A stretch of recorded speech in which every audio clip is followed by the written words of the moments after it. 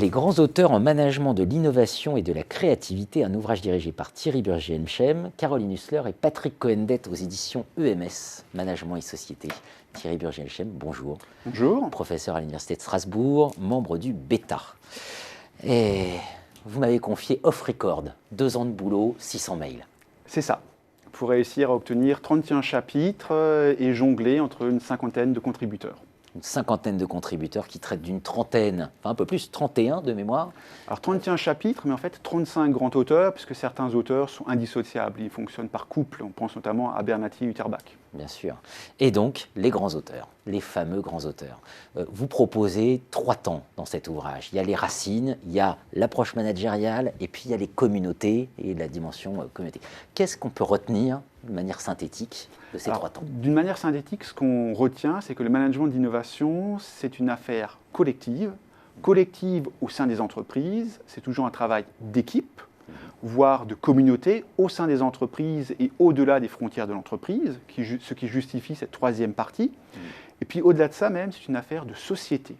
Et là, on parle beaucoup dans la première partie, on revient sur les racines économiques, géographiques, sociétales du phénomène d'innovation.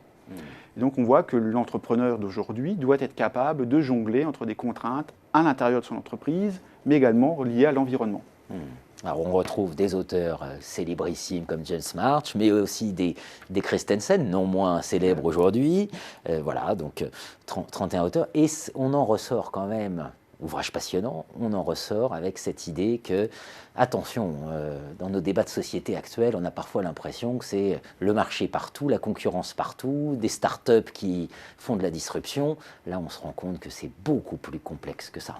Oui, que le phénomène est beaucoup plus compliqué, beaucoup plus complexe, mais également beaucoup plus profond et s'inscrit dans un temps long.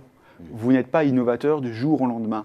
Ce sont des entreprises qui réfléchissent, qui construisent des connaissances, des compétences pendant de nombreuses années avant d'avoir enfin la bonne innovation qui aura un succès sur le marché. Avec un élément aussi important, c'est l'importance de la recherche académique.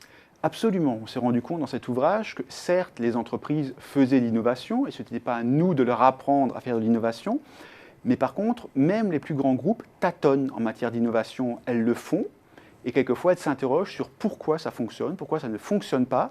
Et il leur manque toujours des outils et une théorie générale, une vision qui leur permet de les accompagner.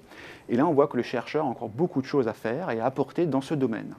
Alors si les praticiens veulent comprendre l'importance du Slack, par exemple, organisationnel, avec James March, c'est-à-dire du gaspillage dans un monde où on ne parle qu'optimisation, eh bien il faut lire les grands auteurs en management de l'innovation et de la créativité. Merci de votre venue. Merci beaucoup.